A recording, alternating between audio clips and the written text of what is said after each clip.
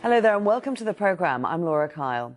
It's been an unprecedented few days in the Horn of Africa. Ethiopia's new Prime Minister, Abiy Ahmed, made a historic visit to Eritrea's capital, Asmara, for a peace summit. The two countries fought a bitter war over a disputed border nearly 20 years ago, and there have been sporadic clashes ever since. Priyanka Gupta has this report. With smiles and handshakes, Ethiopia's Prime Minister left Eritrea and their decades-long military standoff behind him. Abiy Ahmed's visit was high on symbolism, but also led to the most significant steps yet towards peace between the two long-time regional rivals. The chances and the opportunities were there for us and we were hoping to use them, but they were locked away from us for the past 25 years. 25 years is not a short time. The loss we incurred in the past 25 years cannot be recovered, but today we feel like we have not lost anything. We feel as if what we've lost has been regained. The wall that was built between our people against their will for the last 20 years needs to be demolished. The war that took the lives of thousands and wasted many years and cost us dearly financially had finally become war without death. Abiy took the first step weeks ago by a surprise and controversial decision to accept the terms of a peace deal they signed in the year 2000. That ended a 2-year conflict over their shared border. And now, the two leaders have decided to take it a step further by opening that border and re-establishing their embassies, resuming flights and developing ports. But the fast road to peace has some sobering reminders. There are a number of disputed territories along the border, and territories will move in both directions to Eritrea and Ethiopia. And there are going to be communities that are likely to resist finding themselves transferred to another national jurisdiction or divided by the new border. So the implementation is something that's going to have to be handled very carefully. The border dispute has taken a toll. Eritrea's isolated regime and its focus on the conflict with Ethiopia has seen thousands of people flee the country, mainly to escape its mandatory military conscription. Abiy, meanwhile, wants to put landlocked Ethiopia back on track as one of Africa's fastest-growing economies with access to Eritrea's Red Sea ports. But for many, it's the coming together of the bitter foes that have raised hopes for peace in the Horn of Africa. Priyanka Gupta, Al Jazeera.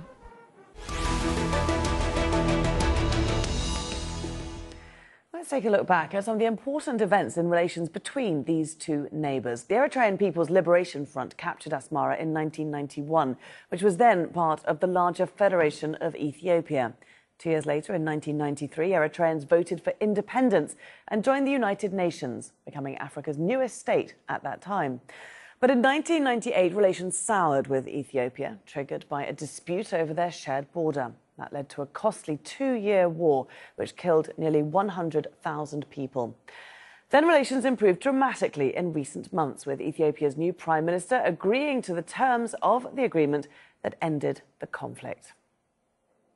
OK, let's bring in our guest now, and joining us via Skype from Addis Ababa, Hallelujah Lule, Programme Director of Omani Africa. That's an independent policy think tank covering African affairs. In London, Martin Plaut, Senior Research Fellow at the Institute of Commonwealth Studies and the author of Understanding Eritrea Inside Africa's Most Repressive State.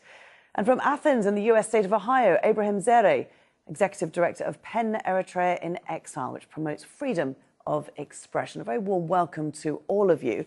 Hallelujah. This is such a momentous moment, isn't it, for these two countries? How significant was that leaders' embrace?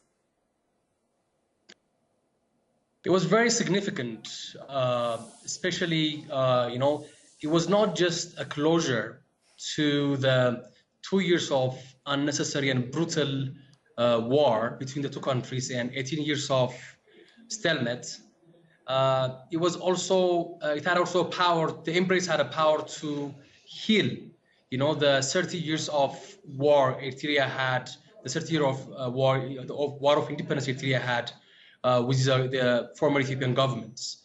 So, for a person who looks at the faces and emotions of the people on the streets of Eritrea and the reaction of the people in Addis Ababa and many other places across Ethiopia, it doesn't look like it was a peace process between two countries who had a very bitter war and rivalry in the past 2 decades. So it's certainly opened a new chapter between the two countries. Abraham, what do you make of the speed of this turnaround? I mean, how have you seen or heard Eritreans reacting to it all? I think this move surprised everyone, that the pace has been very, very fast. The pace has been like kind of, nobody imagined this kind of pace, because we have been in this very stalemate for the last 20 years. And then most people were also about to kind of give up about both leadership. And this happened at a time when Ethiopia was also kind of facing a difficult time, while Eritrea has also been kind of facing difficult time for a long time. So this surprised most of us, mostly the people inside, people outside, those who have been following the development of the two countries. It just surprised everybody, I guess. Okay. Martin, it took a lot of people by surprise. We had fine words from Abiy in Eritrea saying the bridge of love has destroyed the border.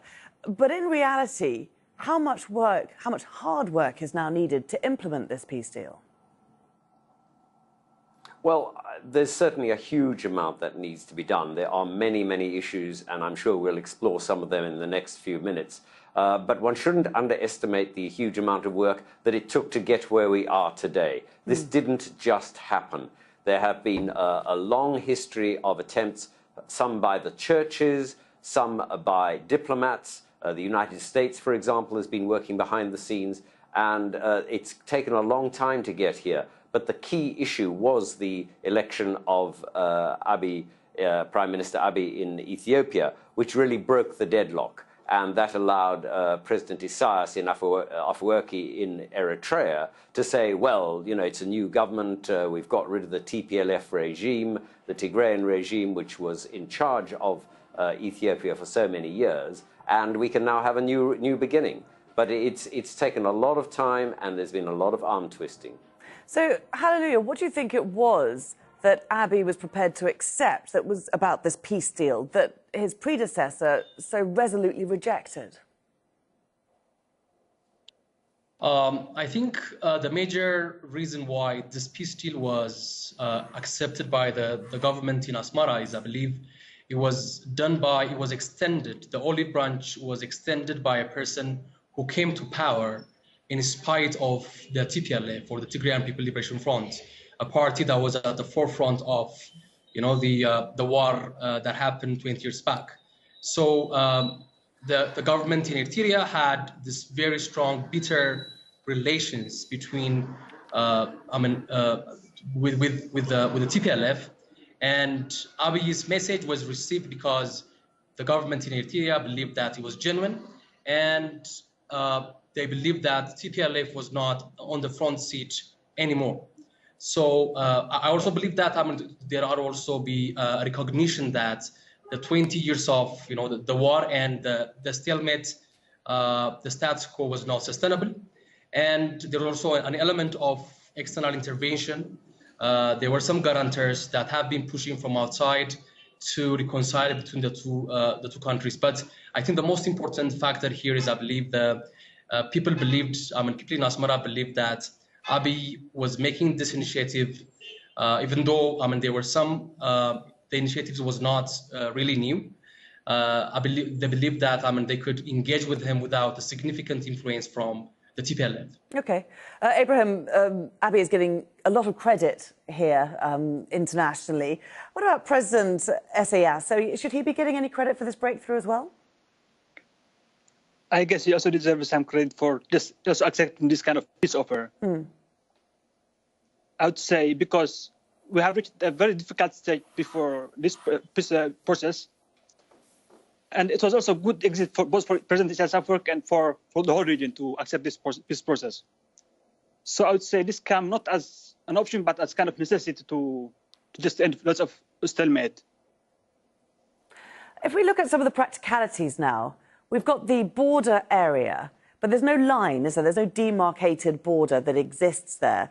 So, Martin, what happens with this border and those towns that sit along it, the families, the people? I mean, are they going to be handed over to one side and the other? Are we going to see families divided? Are we going to see them reunited? What happens now?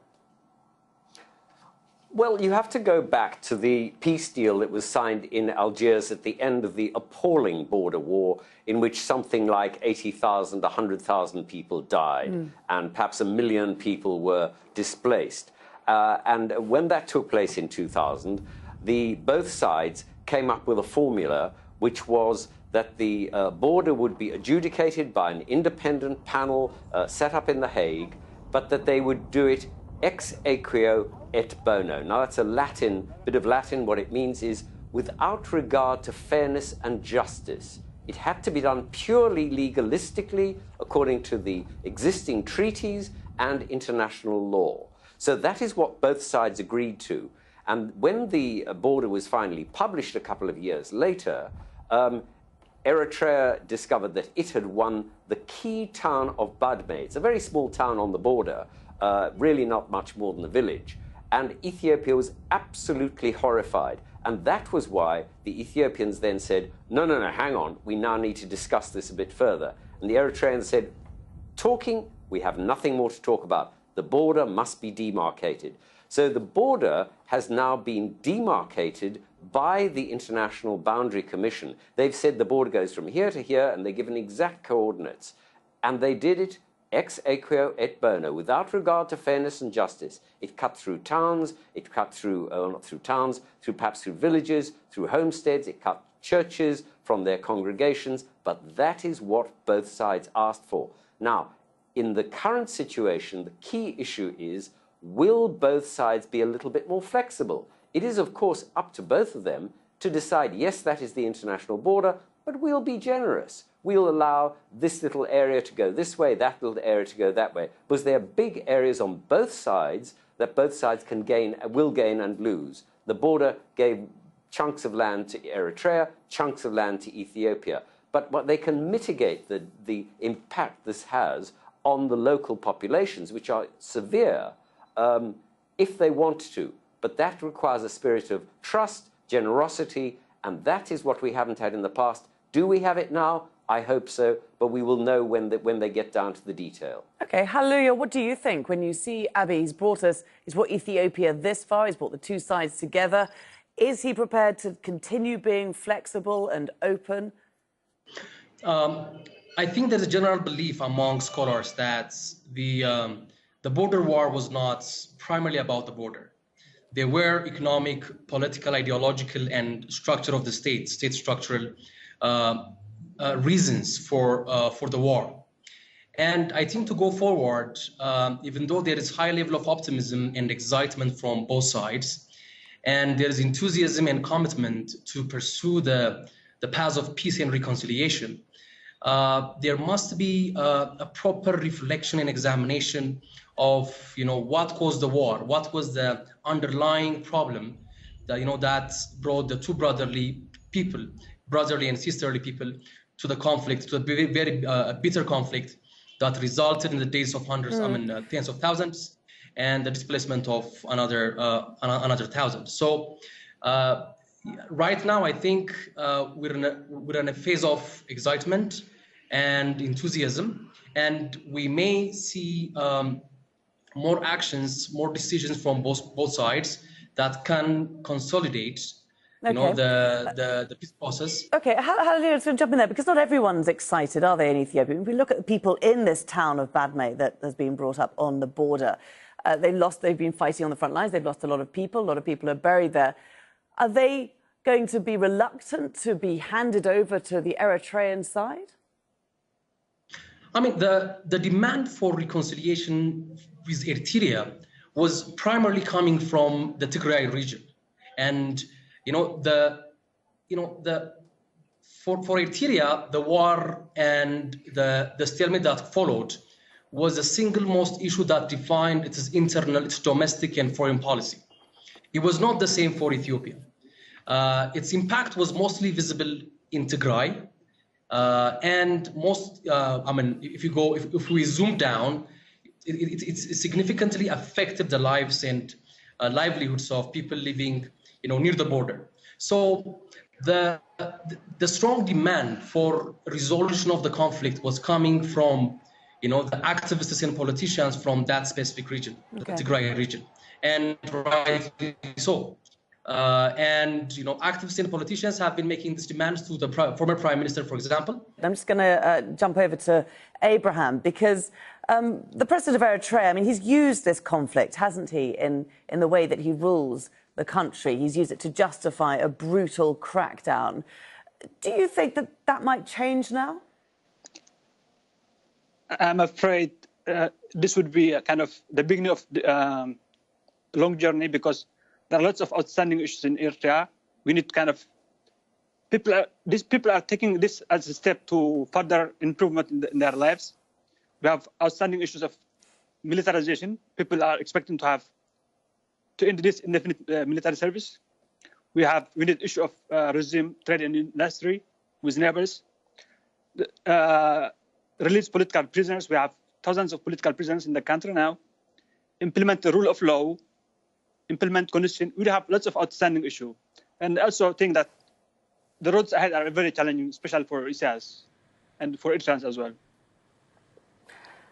Martin, Eritrea is one of the most socially and economic isolated countries in the world. You've written about that fact. Do you think this is a chance, an opportunity for the country to come in from the cold?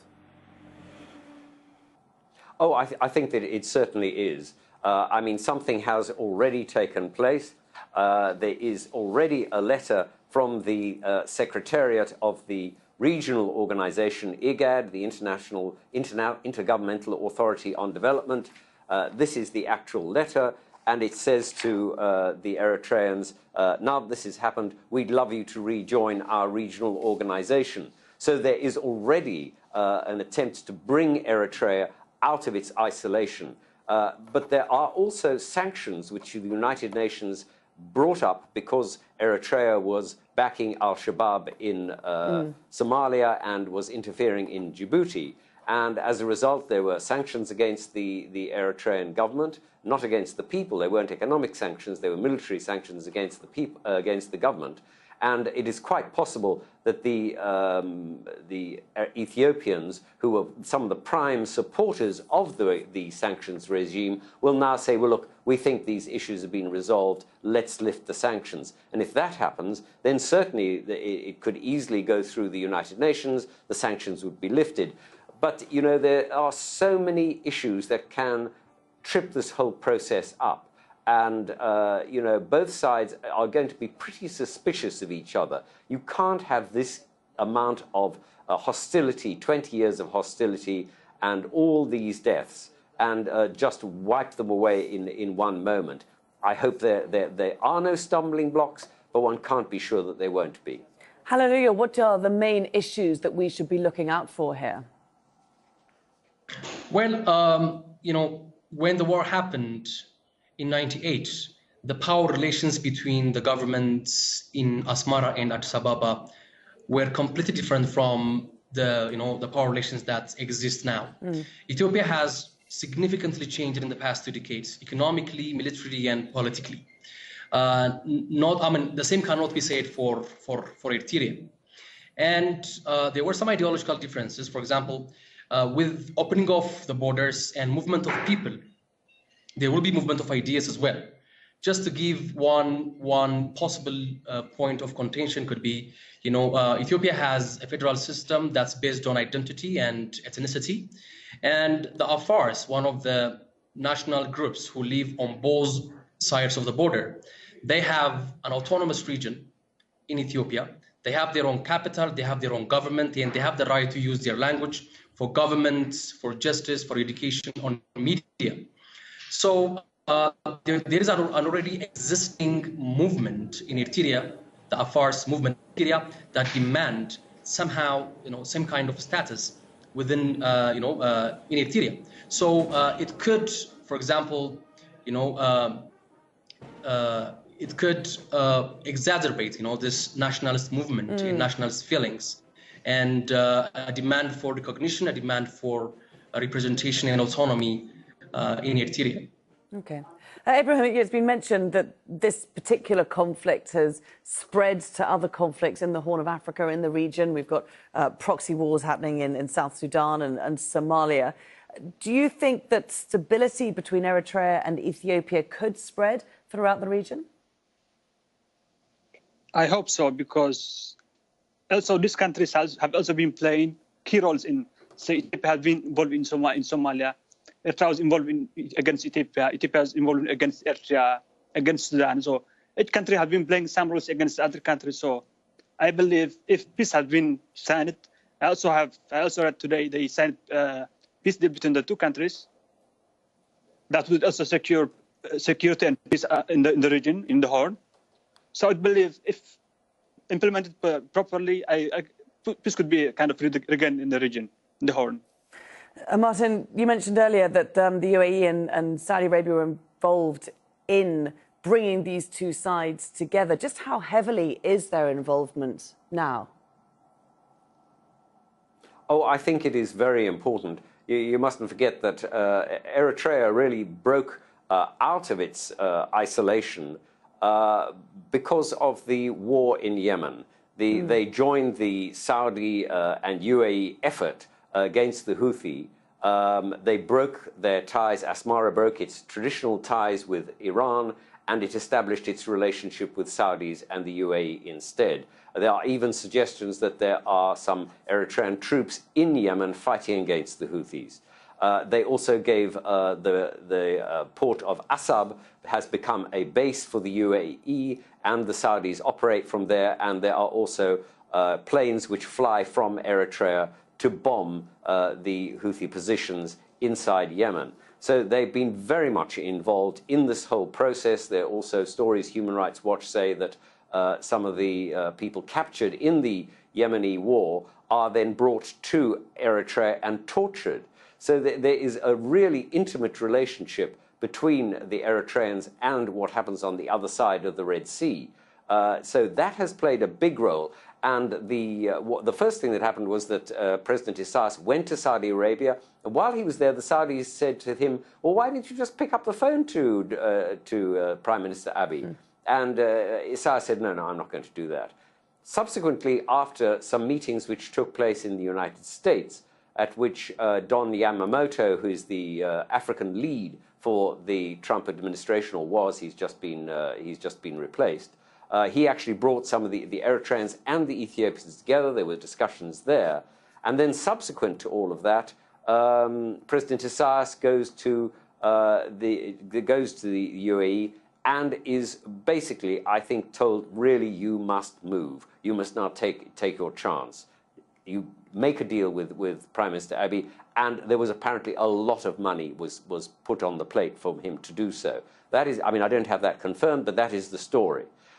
So, you know, everybody has been playing a role. The other thing that we shouldn't forget is that today the United Nations Secretary General is flying to Addis Ababa. He's going to have talks with Prime Minister Abiy, who has flown back from Asmara.